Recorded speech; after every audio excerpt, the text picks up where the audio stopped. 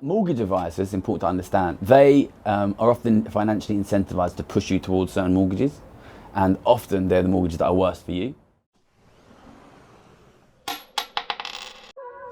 All right, so the most important thing almost always on your mortgage is the interest rate. Almost always. Like a small difference, because the size of mortgages are normally so large, like 0.1% or 0.5% make a massive difference on your payments, right?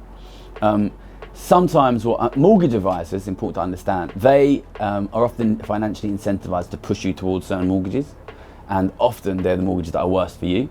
It makes sense in a way, right? Because the banks want you to take a mortgage that is bad for you because that's good for them, so the banks will incentivize your mortgage advisors to push you towards mortgages that are bad for you.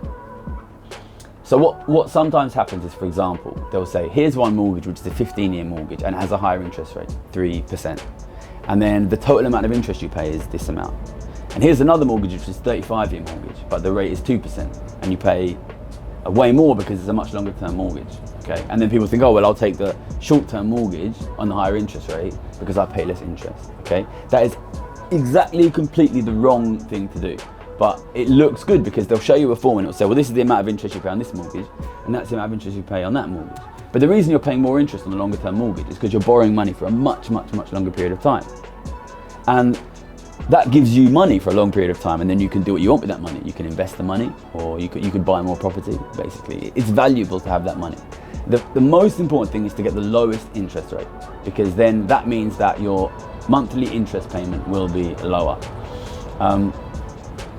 That's the number one most important thing. And also, if we talk about financial advice for ordinary people, the very first thing you should do, if at all possible, is go check your mortgage, because sometimes people take 2-year fixed rates. The rate runs out and it goes to a much, much higher rate, and then that'll be super expensive.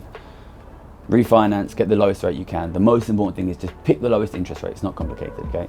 So then we talk about how long should the mortgage term be. So there's two types of term. There's the term of the fixed rate, if you take a 2-year or 5-year fixed rate, and then there's the term of the overall mortgage, which is 25, 35 years, whatever. In terms of the rates, it's generally best to pick whatever is the lowest rate. If a 5-year fix is only slightly higher than a 2-year fix, it might be worth it just to lock in security for a longer period of time. Really depends on what's happening at the time, but don't pay too much to have a longer fix. But in terms of the overall term of the mortgage, it's actually better to have a longer term of mortgage.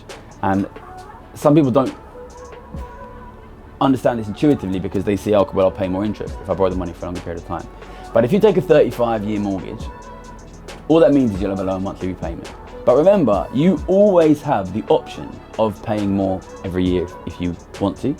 And if you are able to save more money, then that's a very sensible thing to do, is to pay a mortgage down. But if you take a 25-year mortgage with higher monthly payments, you can't make those payments lower if you want. Whereas if you have a 35-year mortgage with low payments, you can make those payments higher if you want. So effectively, you're just choosing the maximum term that you're allowed. So if you take a 35-year mortgage, nobody's stopping you from paying that off in 15 years. But if you take a 15-year mortgage, you try and pay it off in 35 years, you're going to be in trouble, basically.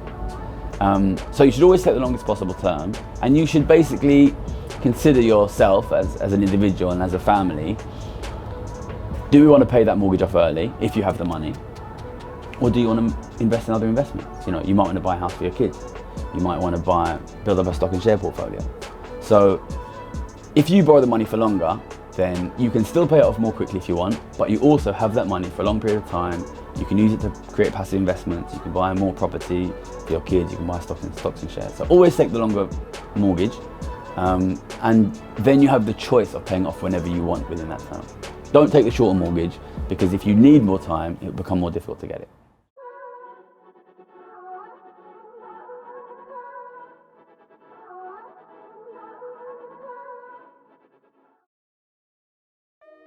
Housing could be so much more affordable, wages could be so much higher, and we could have so many more options in how we live our lives. Some of them put a lot of money into paying economists and think tanks to tell you that inequality is important for the economy. That is not true.